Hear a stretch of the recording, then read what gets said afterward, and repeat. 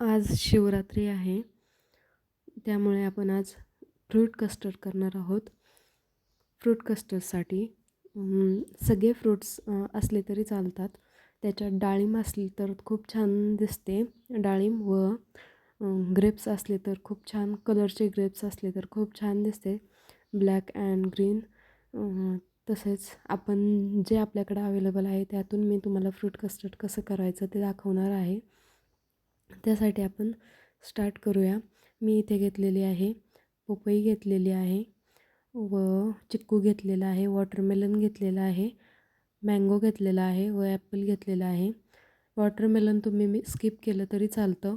पपई टाकलेली आहे, वॉटरमेलन टाकलेलं आहे, ॲपल टाकलं, मँगो टाकलं. अशा प्रकारे सगळं मिक्स करून घेणार आहोत आता आपण. वॉटरमेलन स्किप केलं तरी चालतं, कारण की जर लगेच फिनिश होणार असेल तर तुम्ही वॉटरमेलन घेऊ शकता. पण जर तुम्ही लगेच फिनिश नसेल होणार, दुसऱ्या दिवशी राहणार असेल, तर तुम्ही मात्र वॉटरमेलन स्किपच करा.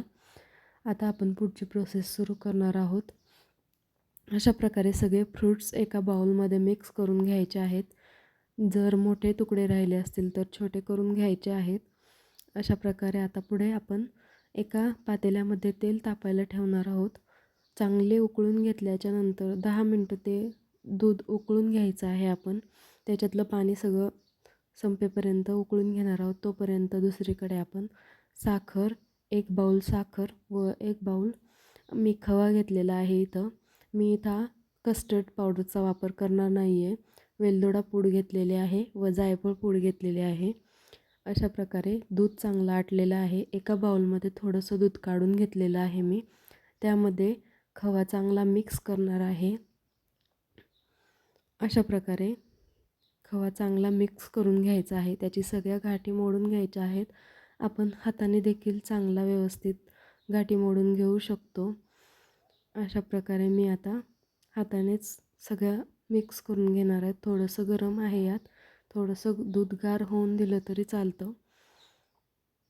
अशा प्रकारे सगळ्या गाठी बिना कस्टर्ड पावडरचा आपण आज फ्रूट कस्टर्ड करणार आहोत. खूप छान लागतं.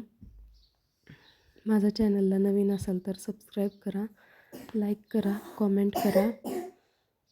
अशा प्रकारे सगळ्या गाठी मोडून घेतलेल्या आहेत. आता आपण हे दुधामध्ये टाकणार आहोत. दूध चांगलं उकळलेलं आहे, त्यामध्ये आपण टाकणार आहोत. साधारणतः 2 बाउल दूध असेल. त्यात साखर टाकलेली आहे 1 बाउल, वेलदोडा पूड टाकली, जायफळ पूड टाकलेले आहे. मिक्स करून अजून 5 मिनटं मिक्स करून घेणार आहोत. आपण हेच दूध आपण खीर म्हणून किंवा बासुंदी म्हणून देखील पिऊ शकतो. छान लागतं.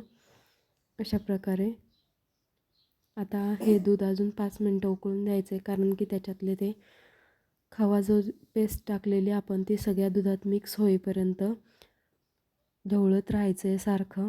एका बाउलमध्ये आपण तोपर्यंत 2 काजू घेतलेले आहेत, 2 बदाम घेतलेले आहेत व 1 अक्रोड घेतलेला आहे.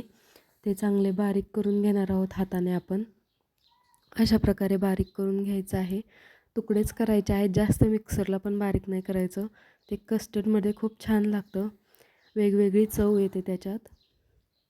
ड्रायफ्रूटची चव येते, मध्येच मँगोची चव येते, मध्येच ॲपलची चव येते. खूप छान चव येते ह्याने. अशा प्रकारे बारीक केलेलं आहे. आता आपण हे जास्त पण मिक्सरला बारीक पूड नाही करायची. अशा प्रकारे थोडंसंच बारीक करायचं आहे. चांगलं मिक्स करून घ्यायचं आहे. अजून 5 मिनटं आपण कमी फ्लेमवर ठेवणार आहोत. मग हे थंड होऊ देणार आहोत.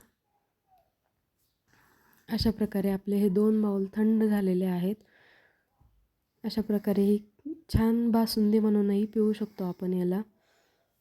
अशा प्रकारे आपण आता थंड व्हायला ठेवलेले फ्रीजमध्ये ठेवलेले फ्रूट काढून त्यामध्ये आपण आता हे